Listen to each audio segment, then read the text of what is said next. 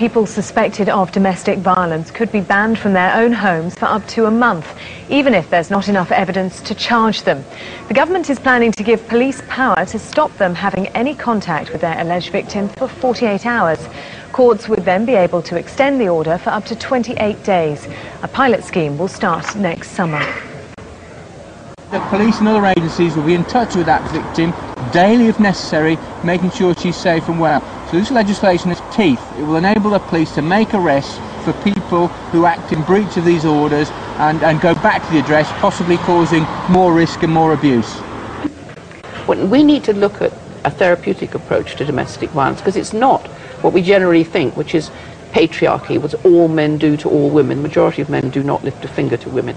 What this is to learn pattern of childhood. If you're born and raised in a violent family, this is how you know to behave, whether it's boys or girls. So the suggestions that 1 in 4 women at some time in their life will be a victim of domestic violence, you don't what Theresa May is not saying to that. Is 1 in 4 women and 1 in 6 men. These are figures.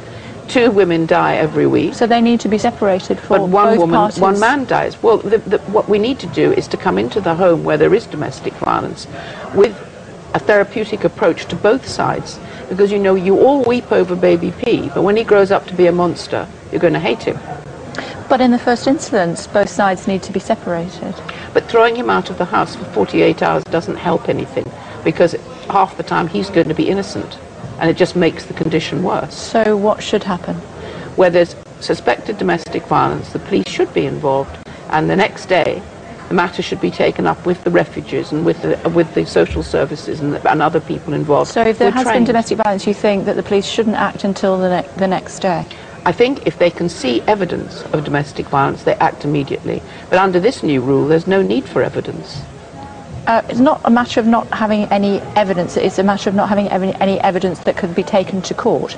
Well, if there's evidence that can be taken to court, the scratches, bruises... So you're saying if there is evidence that that there has been some sort of domestic violence, even if it's not enough for a prosecution, they should or shouldn't be separated? If there's any evidence, they should be separated. But the majority of what happens is there is no evidence. It's just simply on the say-so of the person making the call, which is always, virtually always women.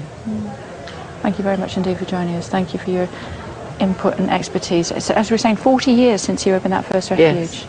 And just remind us, just before I let you go, sorry, just remind us what happened. You had to leave the country for quite a long time, didn't you? Well, because what I'm saying now, there were huge pickets against me. And I was threatened, yes, for daring. This is $1 million industry, domestic violence. And the women who control it are not about to let any kind of evidence in that's going to take away the money. What do you mean by that? They're not going to share the money with anybody. But why do you describe it as $1 million industry? Because it is.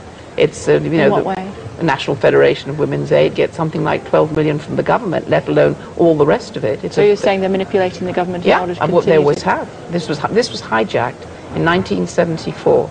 And what I'd said from the very beginning, which is that it isn't a gender issue, it's an issue of learned pattern of behavior in childhood, was actually superseded by a very highly efficient machine called the feminist movement, which simply claimed it's what all men do to all women. So you're suggesting that generally women are manipulating the system in order... Yeah, because everybody knows, and the figures have been there for years, the worst violence is between 2 women.